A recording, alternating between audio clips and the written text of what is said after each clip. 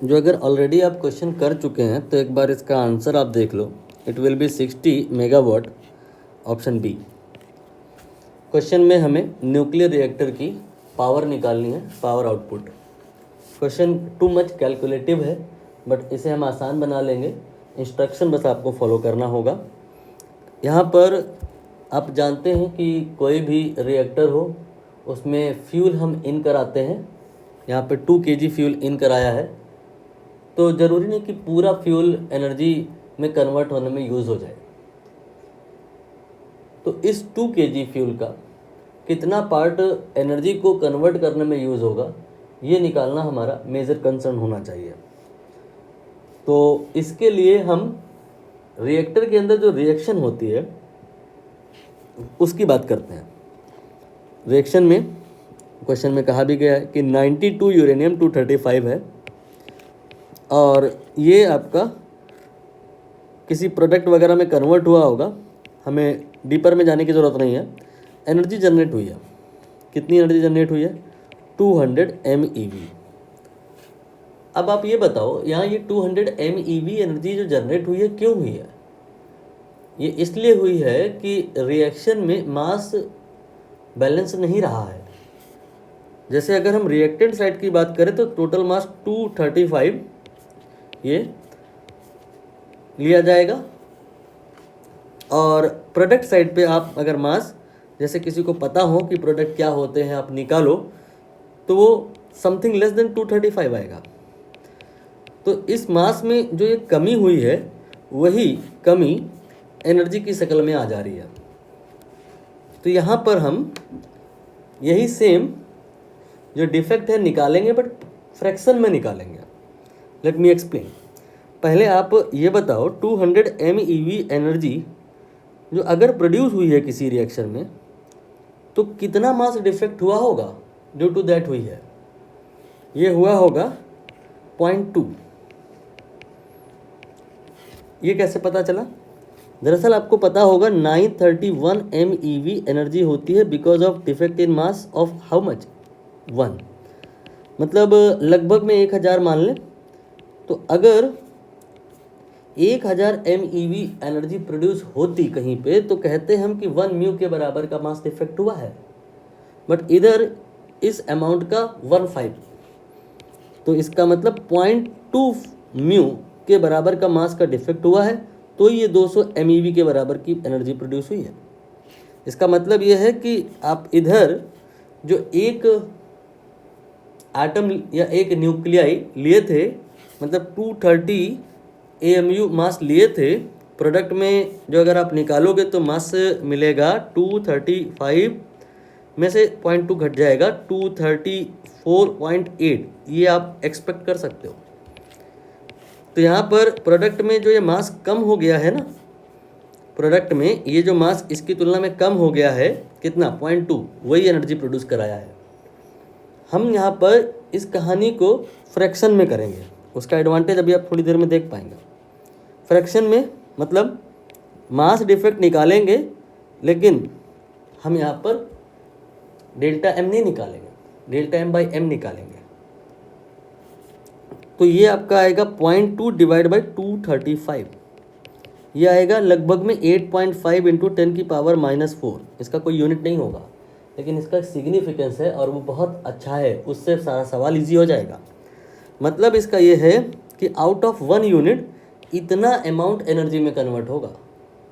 जो अगर आप 1 kg लिए तो इतना kg एनर्जी में कन्वर्ट होगा, बाकी वहीं डला रह जाएगा। जैसे कोई फ्यूल होता है, जब आप उसको जलाते हो तो सारा थोड़ी ना भाप बन के उड़ जाता है, राख बचती है ना। वैसे ही यूरेनियम में भी जब आप उसको यूज़ करते हो रिएक्टर में, तो प्रोडक्ट जो होते हैं वो बचते हैं ना, राख बचती है ना। तो कितना परसेंटेज यूज़ होता है, कितना फ्रैक्शन यूज़ होता है, ये है वो। और ये कहानी आप लार्ज स्केल पे भी बोल सकते हो, स्मॉल स्केल पे भी। मतलब आप 1 kg अगर ले रहे हो तो उसमें से इतना यूज़ हो जाएगा। यहाँ 2 kg ले रहे हो तो अकॉर्डिंगली वो भी हो जाएगा। तो यहाँ पर हम पहले अब ये देख लें कि अगर हम 30 दिन लगातार फ्यूल इन कराए हैं तो 2 kg फ्यूल इन करा दिए हैं। 1 घंटे में हम कितना फ्यूल यहाँ पर डाल रहे हैं, रिएक्टर के अंदर कितना फ्यूल डाल रहे हैं विद इन 1 आवर, ये निकालना है हमें। तो कैसे करेंगे, ये हो जाएगा 30 × 24। इतने घंटे में आपने 2 kg फ्यूल डाला है, तो 1 घंटे में कितना फ्यूल आ गया, 1 घंटे में हो गया 2 kg डिवाइडेड बाई 30 × 24। इसे आप ग्राम में कन्वर्ट कर लेते हैं। ये हो गया 2000 डिवाइडेड बाई 30 × 24। ये कितना आ गया 2.77, आप अप्रॉक्सीमेट कह सकते हो 2.78 ग्राम फ्यूल आप डाल रहे हो इन 1 आवर। क्या ये पूरा का पूरा फ्यूल एनर्जी कन्वर्जन में यूज़ हो जाएगा? नहीं। एफ जो आपने निकाला है ये यही तो बता रहा है कि पूरा का पूरा नहीं, जितना फ्यूल आप डाल रहे हो उसमें से इसको मल्टीप्लाई कर देना, जो वैल्यू आएगी that fuel will use in energy conversion. तो यहाँ पर इस एफ को उठा लीजिए और इसमें मल्टीप्लाई कर दीजिए। तो अब ये जो आएगा ग्राम में आएगा, that will be what, that will be the amount जो कन्वर्ट होगा एनर्जी में।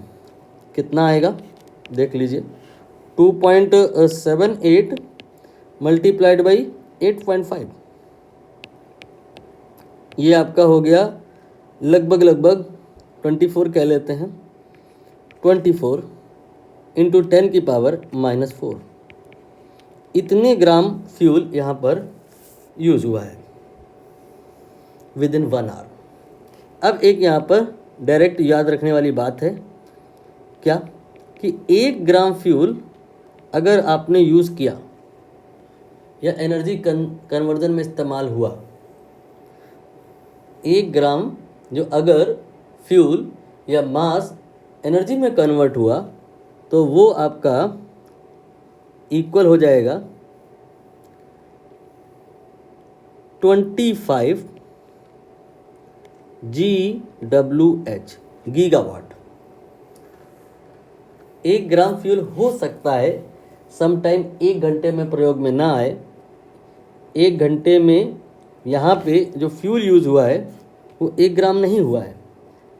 अगर 1 ग्राम होता तो आपके रिएक्टर की जो कैपेसिटी होती है वो 25 गीगावाट हो जाती।